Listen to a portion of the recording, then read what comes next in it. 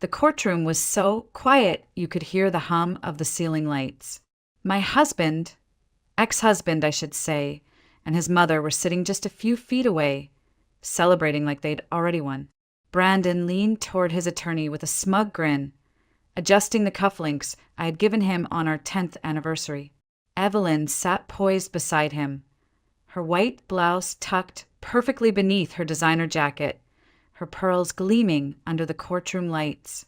She clapped softly, deliberately, like she was at an opera and the final act had come to its tragic close. Except I was the one on stage, and this wasn't a performance. This was my life being carved apart with polished fingernails and forged paperwork. Brandon's lawyer stood, polished and practiced, flipping through a folder thick with documents and smiling with every word. "Your Honor," he said, gesturing theatrically, as these records clearly demonstrate the Lakewood house was substantially remodeled with funds from Mr. Whitmore's business accounts.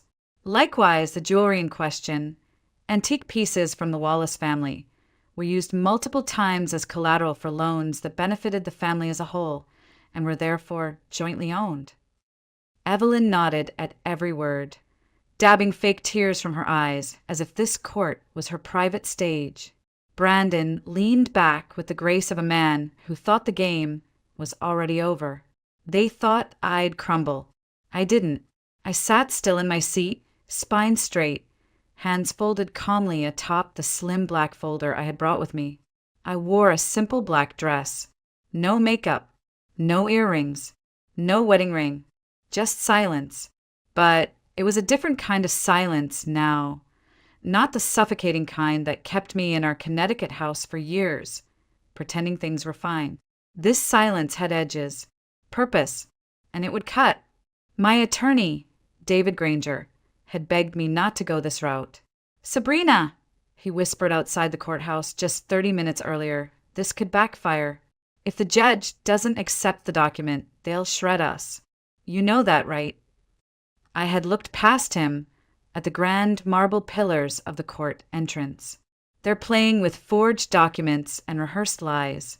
If I follow their rules, I lose. It's time they played by mine. He didn't say another word, just nodded and held the door open. And now here we were.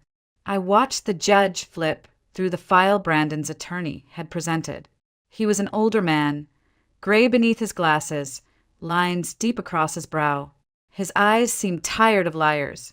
My heart pounded, but my hands remained still. No trembling, no fear, only purpose. The lawyer finished his speech with a triumphant tone. "In short, Your Honor, my client only asks for what is rightfully his. A man who gave everything to his family, who supported his wife's career, who deserves a fair and just division of assets." The courtroom paused. Evelyn dabbed her eye again, clutching her pearls dramatically. Brandon adjusted his tie. The judge looked toward me. "Mrs. Wallace," he said, voice neutral, "do you have anything to submit in response?" Brandon's smirk deepened. Evelyn sat up straighter. They were ready for a meltdown. Tears, a desperate plea. But I simply stood. My heels clicked against the tile floor as I walked to David and handed him the single sheet of paper I had kept hidden until now. He unfolded it, scanned the lines, and froze. His eyes shot up to mine, stunned. "Your Honor," David said, voice firmer now. "The defense respectfully requests that this new document be entered into the record." He passed it to the court clerk, then the judge. The room shifted. You could feel it, a tension cutting through the smug confidence in Brandon's jawline. The judge slipped on his glasses, read the paper slowly. His brow twitched. Then his lips parted ever so slightly. He read it again, then looked up. "Having reviewed the certificate of marriage between Mr. Brandon Whitmore and Ms. Monica Reyes, dated June 2nd, 2001, with no documentation of legal dissolution provided," he paused, his gaze scanning the gallery, stopping directly on Brandon. "This court finds that the subsequent marriage between Mr. Whitmore and Mrs. Wallace, dated September 5th, 2004, is legally invalid. It is null and void from inception. Every sound vanished. The only thing I could hear was the sound of Evelyn's breath hitching beside me. Her hands, once poised in applause, now trembled in her lap. Brandon's face turned pale, his tan mask dissolving beneath courtroom fluorescence. I turned to them, not with anger, not with triumph, but with something far colder. "There is no jointly owned property," I said clearly. "There is no marriage, and there never was." That silence, it shattered louder than any scream. I didn't wait to see their faces collapse. I didn't need to. The silence in that courtroom told me everything I needed to know. The judge called a recess, his voice dry and even, but the damage had already detonated. The illusion Brandon and Evelyn had built, 15 years of smiles, Sunday brunches, Christmas cards, crumbled in an instant. And I hadn't even raised my voice. David caught up to me in the hallway. He looked breathless, almost exhilarated. "Sabrina, that was—" he trailed off, shaking his head. "Genius doesn't even begin to cover it. You should have seen their faces." But I didn't feel victorious. Not even close. My knees were shaking beneath my coat. My breath shallow. I had just torn the last thread connecting me to the life I'd built. It didn't feel like a triumph. It felt like cauterizing a wound, one that still bled beneath the surface. Outside, the October wind hit my face like a slap. For the first time in weeks, I realized I was still alive. I could feel my skin again. Cold, raw, real. David was already outlining next steps. "We'll file a counterclaim first thing tomorrow. Full recovery of all property he fraudulently listed as joint. The Lakewood house, the car, the business investments, everything he tried to register under his name. And we'll pursue damages for fraud and emotional distress." I nodded, though I barely registered the words. I wasn't thinking about lawsuits or statements. I was thinking about how many years I'd spent believing Brandon was my partner, my protector. I thought of the woman I was on our wedding day, hair pinned up, heart wide open, holding hands with a man who was never even mine. That night, the headlines exploded. Real estate mogul Brandon Whitmore exposed as bigamist. Court nullifies marriage after shocking reveal. Who is Monica Reyes? The media didn't need my help. They found their villain in Brandon, and they painted me as the silent woman who brought the truth into the light. I didn't read the articles. I couldn't. But the calls came anyway. Old friends, coworkers, relatives I hadn't heard from in years, all asking the same question. "Are you okay?" I didn't know how to answer.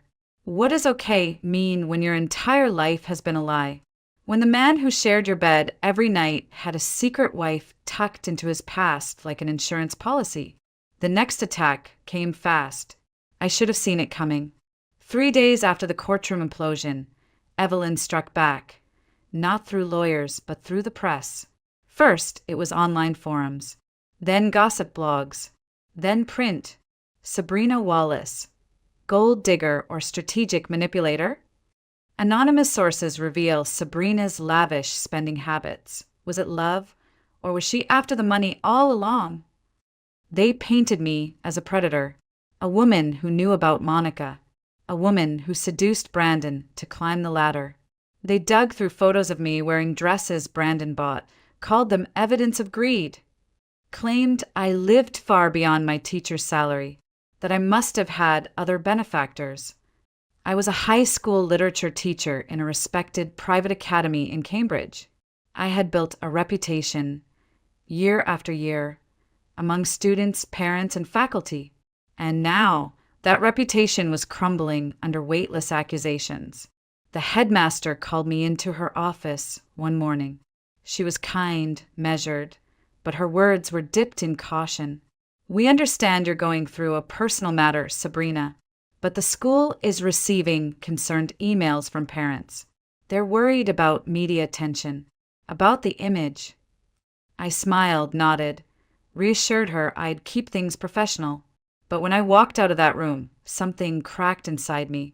They weren't just attacking my finances or my marriage. They were coming for my integrity, for the one part of my life that still felt untarnished. I sat at my kitchen table that evening, staring at my laptop. Another article had just gone live. A quote from an anonymous friend of the family, saying I had manipulated Brandon from the beginning, that I was unstable, that I might be dangerous. My fingers hovered over the keyboard.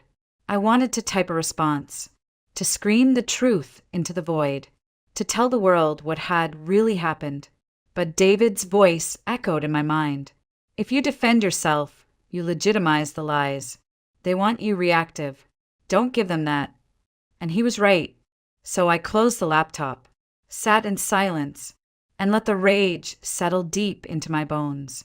That night, I made a call. My voice didn't shake this time. David, I'm done playing defense. They want war. Let's give it to them. I started with the only place I could, my father. Richard Wallace had died 15 years ago in a car crash. Or at least, that's what I had been told. A rainy night, a winding road just outside Ridgefield, Connecticut, a burned-out vehicle. No survivors. They said the brakes failed. They said it was an accident. I was 23. I was in graduate school. And Brandon had handled everything. The funeral, the estate, the paperwork. He told me he didn't want me to be burdened with the details, so I never asked for them. But now I couldn't ignore the details. Not anymore. I took the train to my father's old house, the one he had lived in before Brandon, and I moved him into the guest house on our property. The house had long since been sold, but I still had the keys to the basement storage unit he used as a makeshift archive. Brandon had always called it junk, and I remembered how quickly he insisted we throw most of it out. But some of it, thank God, was still there. I spent hours down there in the damp cold, pulling open boxes, flipping through old folders, receipts, yellowing blueprints. I found a few of my father's journals, a few letters, old business plans for a construction company I didn't even know he had been part of. Most of it seemed unrelated, but something told me to keep digging. At the bottom of a metal filing cabinet, I found it. Tucked inside a tattered copy of Structural Load Bearing for Civil Engineers. His favorite technical manual was a folded piece of paper. Not a contract, not a will, a note, handwritten. The ink had faded, but the words were still legible. Disappearing funds. No explanation. Pressured into agreement. RK suggested quick sale. No way out. RK. Brandon Whitmore. My father had been in business with him, or at the very least, he had trusted him with something. The last line hit me like ice water. Did what I had to do. No other choice. It wasn't just a sale. It was a forced agreement. A cornered man. A father trying to protect something or someone. I sat on the cold concrete floor and stared at that page for a long time. The walls of the storage unit felt like they were closing in. What if the car crash wasn't just an accident? What if my father had been silenced? Or worse, manipulated into disappearing? The rage I had buried for years, beneath politeness, beneath grief, began to surface. Brandon hadn't just taken my marriage. He had stolen my family history, rewritten it in real estate transfers and obituaries. The next morning, I made another call. David, I said, I want a full investigation. I want to go back, all the way back, to every deal Brandon's touched, every signature, every shell company, every piece of land. And I want eyes on that name, RK.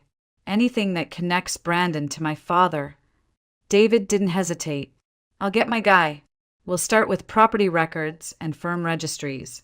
I'll need a list of every place your father lived or worked. I didn't even have to think.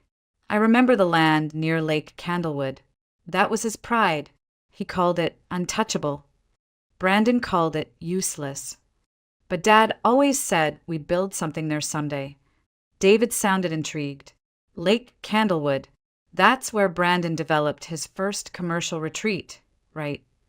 Exactly, I whispered. But that wasn't our land. Not anymore. Brandon sold it, or bought it, sometime after my dad died. I never saw the paperwork. David grunted. You will now. That night, I went back to my apartment and took out an old family photo album. I stared at pictures of my father, his kind eyes, his awkward ties, the grease on his hands from working late in the garage. He used to build me tree houses out of leftover lumber. He used to tell me stories about bridges and roads like they were living things, and I let them turn him into a footnote.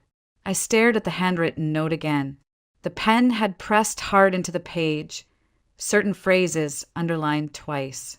No other choice. RK. Quick sale. This wasn't business. This was coercion. This was pressure from someone he trusted. Brandon. The realization hit like a punch to the chest. Brandon hadn't just betrayed me. He had been circling my family like a vulture long before I ever walked down the aisle. He hadn't married me for love. He had married me for access. I wanted to believe I still had someone on my side. One person. Just one. Jessica and I had been best friends since undergrad. She was there when I first met Brandon at a fundraiser. She was there when I bought my wedding dress. When my father died. When I miscarried our second child and didn't tell anyone. She was the one person who saw through the polished holiday cards and Pinterest perfect brunches. Or at least I thought she did. But something had shifted. At first it was small. A strange hesitance when I brought up Brandon's lies. Her eyes darting away when I mentioned the court hearing. Her changing the subject when I told her about the forged documents. Then came the moment that set every alarm off. We were sitting in a quiet cafe, same corner booth as always. I told her about the note I'd found, my father's handwriting, the initials RK, the forced land deal. My voice shook, but I needed to say it out loud.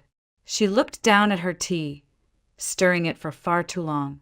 Then she said, almost flatly, "Maybe you're reading too much into it. It was years ago. Maybe your dad made a tough decision. It happens." I froze. "Jess, you don't believe me?" She smiled too fast. "Of course I do. I think you're stressed. You've been through so much. Maybe it's time to let it go and focus on the future." But her tone wasn't soft. It was careful, measured, like someone reading from a script. That's when the suspicion hardened into certainty. I didn't say anything more that day, just nodded, hugged her, let her leave first. But as soon as I got home, I picked up the phone and called David. "I think Jessica is feeding Brandon information." There was a beat of silence. "You're sure?" he asked. "No," I said, "but I will be." I asked David to help me set up a trap. I needed to confirm what I was already dreading. He didn't ask for details, just said, "Give me a day." The next evening, his tech guy came over, some quiet kid named Miles who looked barely old enough to drive, but could probably hack the Pentagon before breakfast. He installed a tiny camera in the ceiling light fixture of my living room, disguised as a smoke detector, then a sensitive microphone tucked inside a decorative bowl on the coffee table. Invisible, undetectable. I texted Jessica that night. "Can you come over tomorrow? I really need to talk. I think I'm giving up." She replied in less than a minute. "Of course, honey. I'll be there." The next day, I played my part. I dimmed the lights, put on sweatpants, made tea, and sat with my back slouched like I hadn't slept in weeks. Jessica arrived right on time, bearing pastries and that same overly sweet smile she always wore when she was nervous. "I told David I'm done," I said, voice barely above a whisper. "I'm going to take Brandon's settlement offer. I just want it all to stop. I can't fight anymore." Her eyes widened, then quickly softened. "Sabrina, I'm so glad. This is the best decision you've made in months. It's not worth your health." I kept nodding, let her pat my hand. I used to think horror was something distant, something that happened to other people on late-night news stories or in paperback novels left behind at airports. But that illusion shattered one Tuesday morning over a half-toasted bagel and a juice box. The light in the kitchen was soft, filtering through pale curtains speckled with strawberry jam handprints. My 4-year-old daughter, Mia, sat at the breakfast table, gently stirring her cereal like she always did, slow, precise, careful not to spill.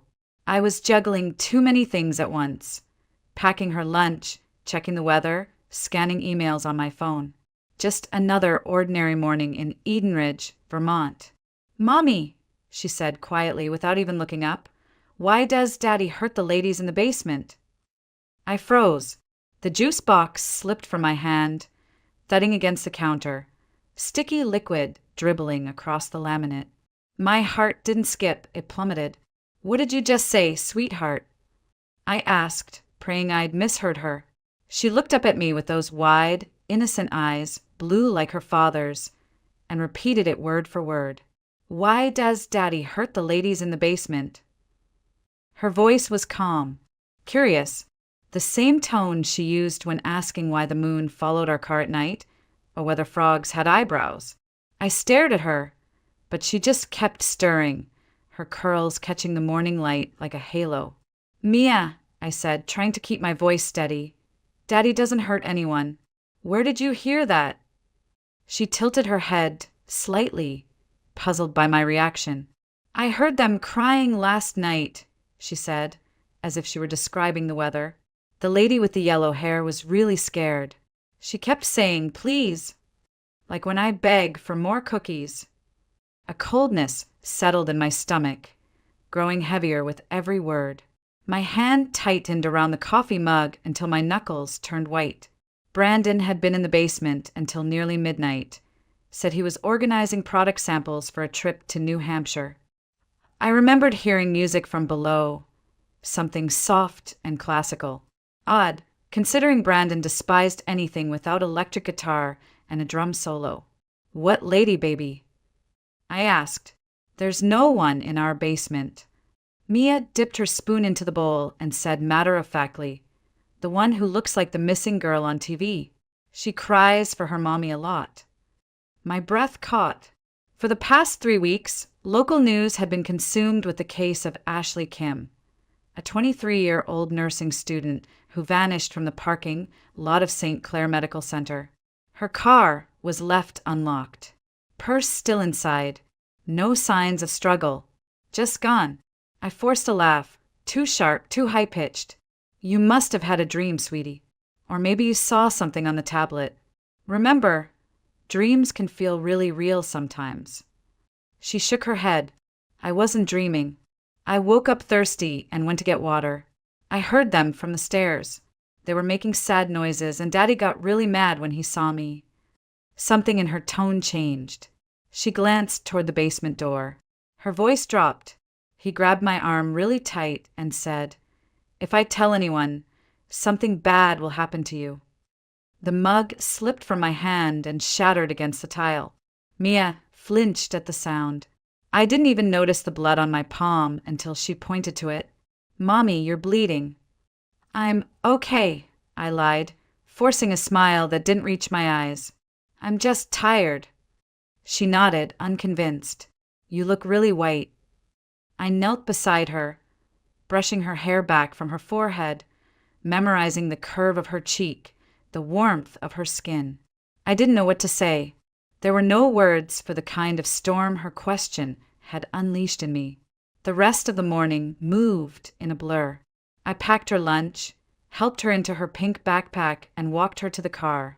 She talked about her class pet, a guinea pig named Buttons, and asked if she could wear her unicorn pajamas that night. Everything in her world was still intact, but mine had cracked open like the shattered mug on the kitchen floor. And I had no idea what might be waiting behind that locked basement door. I dropped Mia off at Sunrise Grove Preschool, like I did every weekday. I smiled at the other moms in the parking lot, nodded politely to MS, Carver at the front desk, and kissed Mia on the forehead before she disappeared into a sea of finger paints and tiny backpacks. I even remembered to wave at her through the classroom window, like always. But inside, I was somewhere else entirely. I don't remember driving home. My hands gripped the wheel, but my mind was stuck in a loop, those words echoing over and over in that tiny voice. The lady with the yellow hair was really scared, He got really mad and said something bad would happen to you. At home, I stood in the middle of the kitchen, staring at the basement door as if it might swing open on its own. The padlock Brandon had installed 2 years ago gleamed like an accusation. At the time, he'd said it was to protect expensive pharmaceutical equipment. Company policy, he'd told me with a charming shrug. Some of this stuff is worth thousands. If we ever got robbed, I'd lose my job. I hadn't questioned it. Not really. Brandon was always careful, always practical. That's what I'd loved about him. His control, his stability. I used to see it as a strength. Now it felt like something else entirely.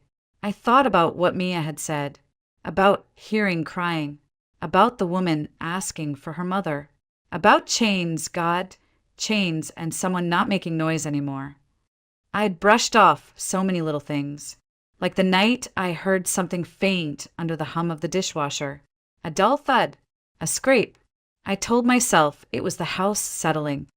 I remembered the way Brandon looked at me the night Ashley Kim's photo flashed across the local news. He hadn't said anything, just turned off the TV a little too quickly. These stories get in your head, he said, handing me a glass of wine. It's all fear-mongering. The media thrives on panic. It wasn't just that. It was the way he always knew where I was, down to the minute. How he discouraged me from going back to work after Mia was born. Said our family didn't need the extra income. That Mia needed me at home. I thought he was being supportive. Now I wondered if he was just cutting off my exits. I picked up my phone, opened the voice memo app, and hit record. My hand was shaking, but my voice stayed steady. I needed a record of what Mia had said. In her own words, I would delete it later if it turned out to be nothing, but I couldn't ignore it anymore. That afternoon, when I picked her up, Mia came running to me like she always did, arms wide open, her backpack bouncing behind her. Her teacher said she'd had a great day. I smiled, thanked her, and held Mia's hand all the way to the car. At home, while she snacked on apple slices and goldfish crackers, I sat across from her at the kitchen table. My throat felt dry. My palms were slick with sweat. But I had to ask, "Sweetheart," I said gently, "can you tell me more about what you heard last night?" Mia took a bite of apple and chewed thoughtfully. The lady with the yellow hair was saying please a lot, and I want to go home. She sounded like how I sound when I wake up from a scary dream. What else did you hear? She sipped her juice box and frowned slightly. There were banging sounds, like someone hitting the walls, and chains making noise. Chains? I asked, heart-thudding. Like the ones on my swing set, she said, but bigger, and they were moving around a lot. I stared at her, unable to speak. Then she added, almost casually, there was a lady with dark hair who wasn't making noise anymore. She was just lying there, like when Grandpa was sleeping at his funeral, but her eyes were open. I bolted from the table and ran to the bathroom. I barely made it to the sink before everything came up, the coffee, the bagel, whatever strength I had left. I retched until there was nothing left in me but shaking. When I came back out, Mia was still at the table, humming softly, swinging her little legs under the chair. The world hadn't ended, but something inside me had ruptured.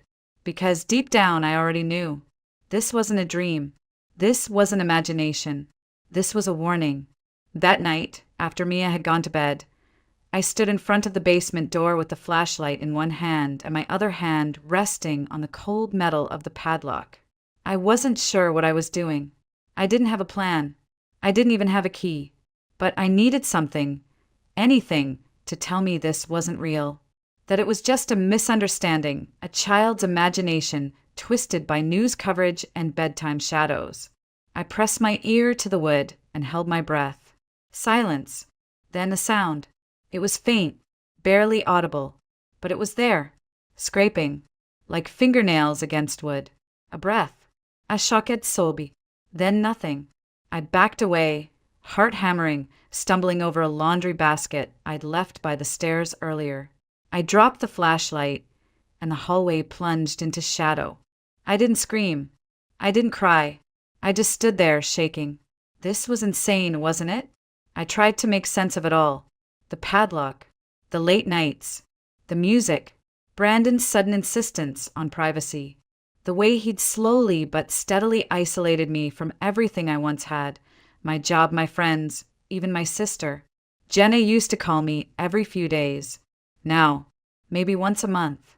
Always because I didn't answer first. I thought back to the time I mentioned applying for part-time work, now that Mia was older. Brandon had smiled and said, "Elise, we don't need the money. Besides, what if something happens at school? Don't you want to be available?" When I said I miss my friends, he told me how lucky we were to have time as a family. When I suggested visiting Jenna for the weekend, he brought up gas prices and how exhausting travel was with a child. Each of those things had felt reasonable at the time, thoughtful even, but now they felt like bricks walls slowly built around me until I didn't even know I was trapped. The basement door loomed behind me like something alive, breathing softly in the dark. I didn't go back to it. I couldn't. Instead, I cleaned. That's what I do when I can't cope. I clean. I scrubbed the kitchen until the counters stung my fingers. I reorganized the pantry twice. I vacuumed the living room rug until it looked like freshly mowed grass. I filled every minute with motion, because stillness meant thinking, and thinking meant facing the truth. At noon the next day, Brandon called. He always called during lunch, when he was away. A check-in, he said. I used to find it sweet. "Elise," he said, "how's everything at home?" I tried to keep my voice neutral. "Fine. Mia's at preschool. I've been cleaning." "Good. Nothing unusual happening." There was a pause in his voice, a hesitation, just enough to make me flinch. "No," I said. "Nothing unusual. When I get back Thursday, maybe we can do a family night. Movie and pizza." "Sure. That sounds nice." "I love you." "I love you too." But the words felt like a lie, and I wasn't sure who I was lying to, him or myself. After we hung up, I stared at the phone for a long time. I used to trust him with my whole world, with my safety, with our daughter's life. But now I wasn't even sure I could trust what was behind that locked door. That night, I waited until the house was still. I made sure every window was locked, that Mia was tucked safely in bed, her breathing soft and even. The hallway light cast a gentle glow across the stairs, and everything looked peaceful. But I couldn't shake the sense that something monstrous was breathing beneath the floorboards. I crept down the stairs barefoot, flashlight in hand. Each step creaked like a warning. At the foot of the staircase, I stopped and listened.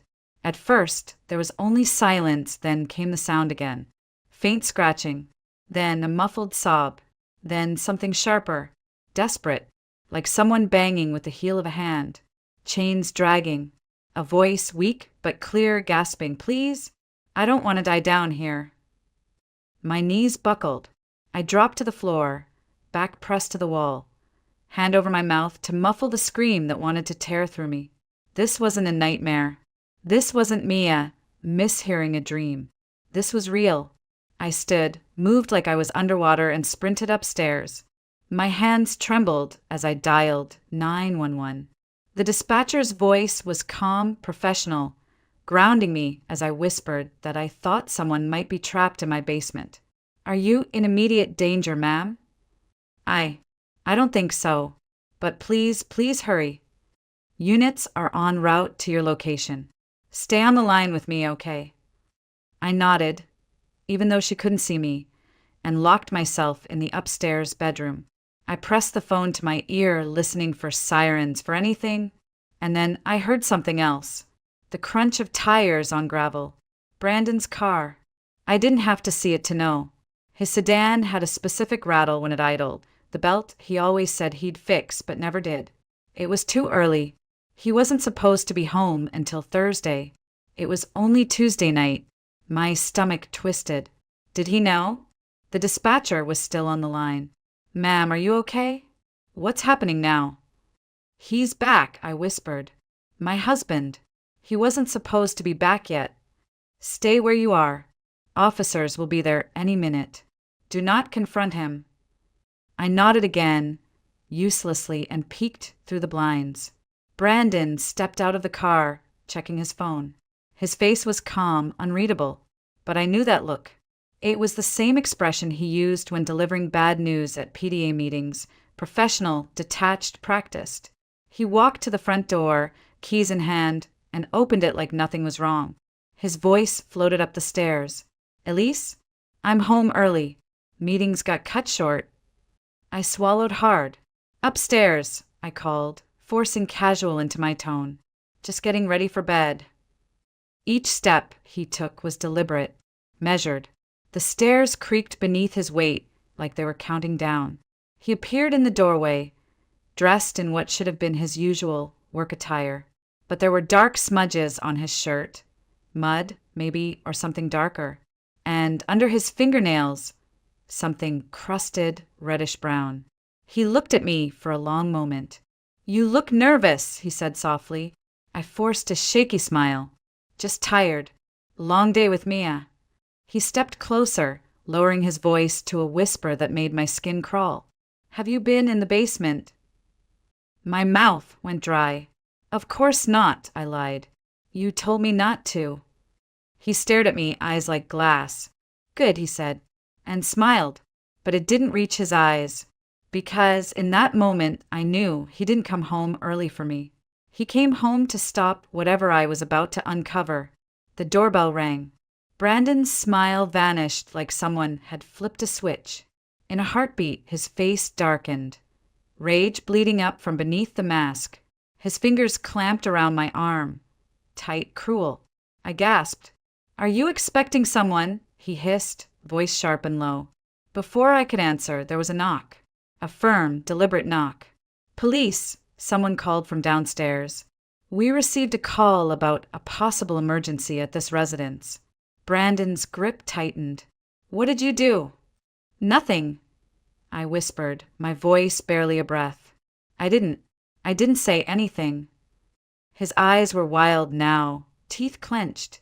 If you've ruined this, if you've brought them here, I'll make sure you disappear, just like the others. And I'll take Mia with me. Somewhere you'll never find her. The knock came again, louder this time. Open the door, sir. Brandon let go of me and straightened his shirt. Just like that, the mask returned, charming, confident, warm. It was terrifying how easily he wore it. Stay here, he said, the threat still lingering under his smile. Don't say a word. If you make a sound, I'll kill them, and then I'll kill you. I didn't move. I didn't breathe. I just stood frozen in the hallway as he went downstairs and opened the door. Evening, officers, he said, voice smooth and practiced. Is there a problem? We received a report that someone may be held in your basement against their will. Do you mind if we take a look? There was a pause so long I thought he might run. Then he laughed, a polite, baffled sound. That's unexpected. My wife's been struggling lately. Postpartum issues. Hallucinations, maybe. It's been a difficult few years. We still need to see the basement, sir. Brandon hesitated. And then, of course, no problem at all. This is a misunderstanding, I'm sure. I crept down the stairs just far enough to see him fumbling with the key. His hand was shaking now. Sweat gleamed on his forehead. The padlock clicked open. The door creaked as it swung wide. And then the smell hit them. Even from halfway up the stairs, I smelled it. Thick, rancid, sweet in a way that turned the stomach. Decay, blood, waste, grief. The younger officer gagged. The older one stepped forward, pulling a flashlight from his belt. Ma'am, he called out, turning toward me as I came into view. Please stay back. But I couldn't look away. I saw the first stretcher come up, then a second. The third didn't move. The woman on the first gurney was barely conscious, IVs in both arms. Pale, thin, eyes fluttering. I knew that face. Everyone in town knew that face. Asley Kimu. She was alive, just barely. The other two weren't. Black body bags. Zippers pulled tight over what used to be lives.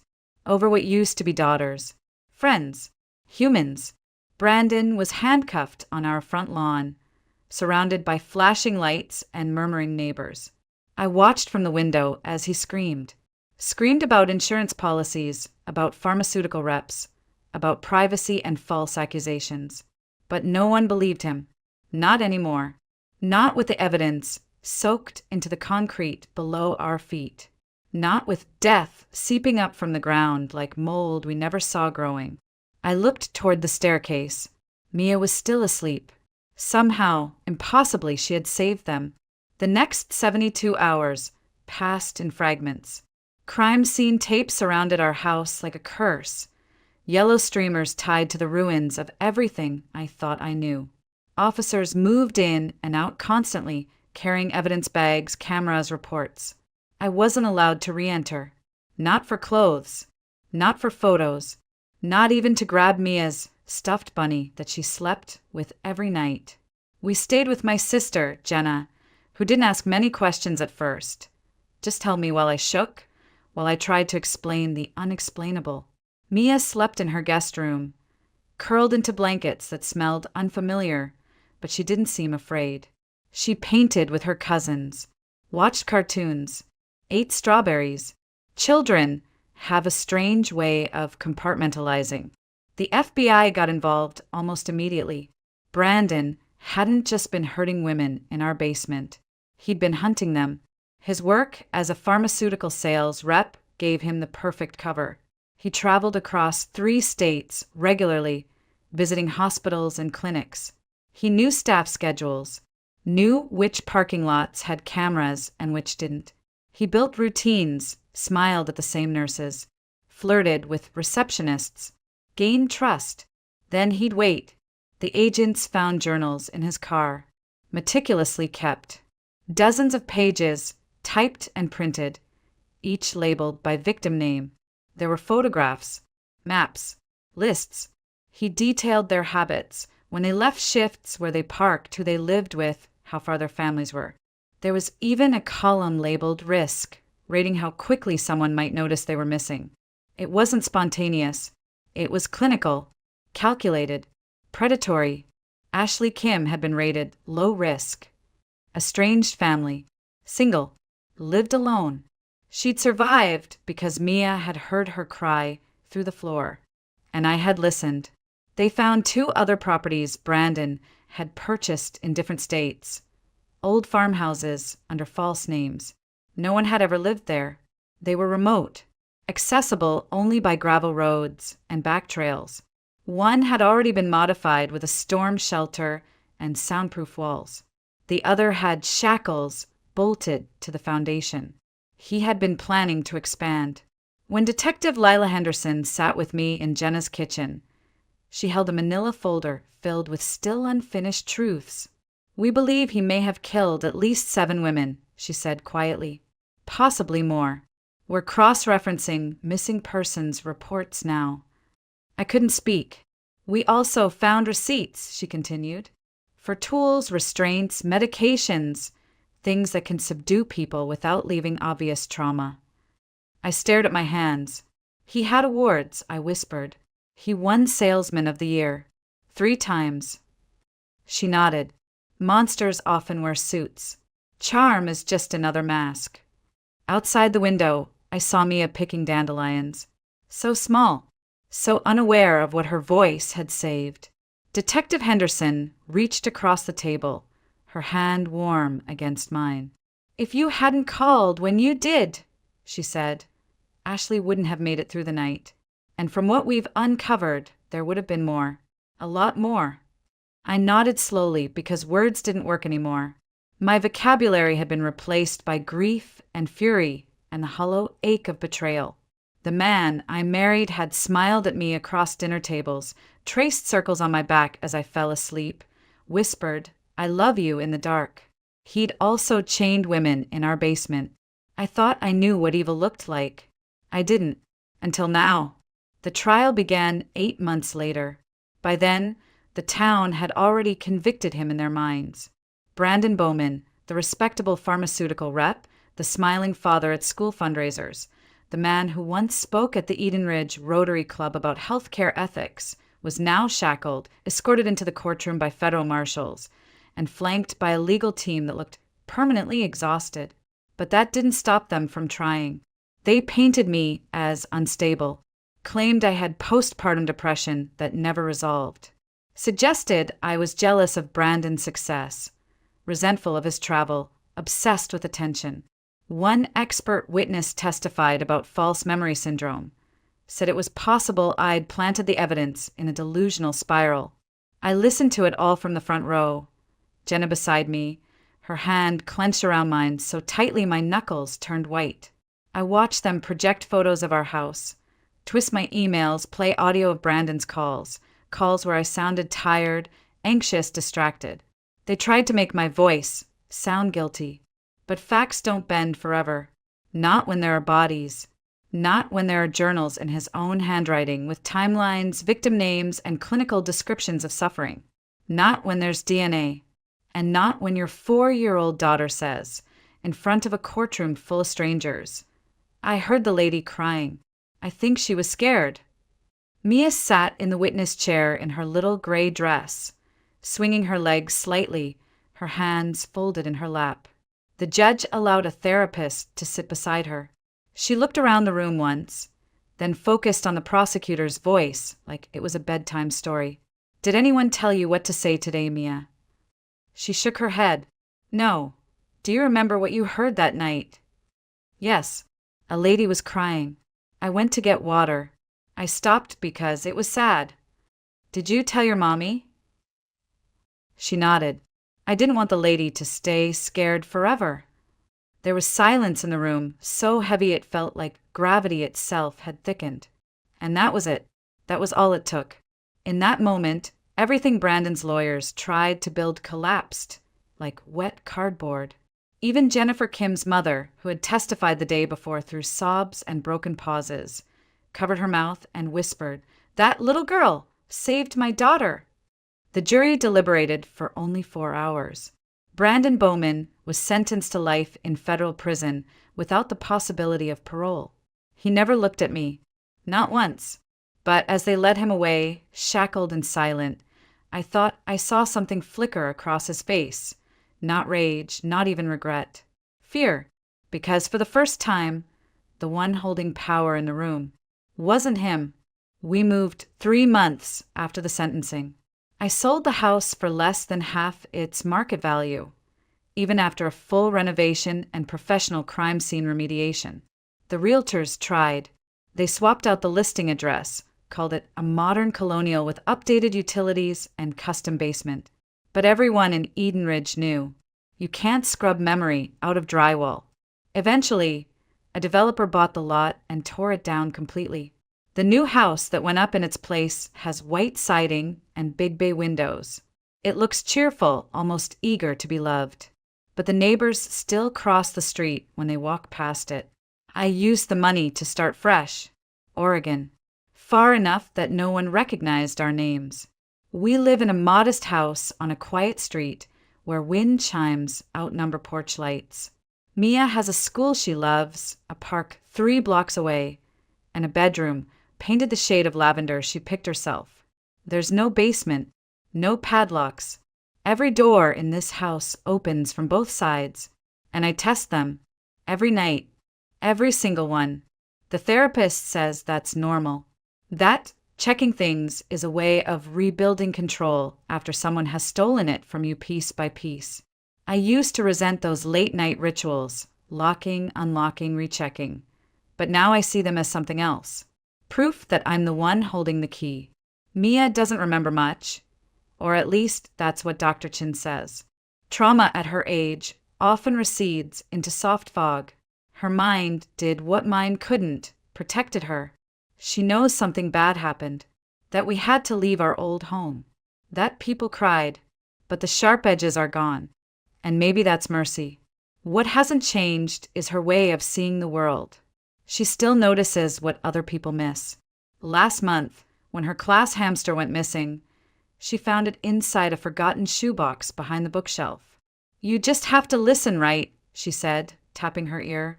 She still hums while she eats. Still lines up her crayons in exact rainbow order. Still asks me to kiss both cheeks before bed, one for now and one for later, just in case. Sometimes I wonder what would have happened if I hadn't listened. If I had brushed off her words as childish nonsense.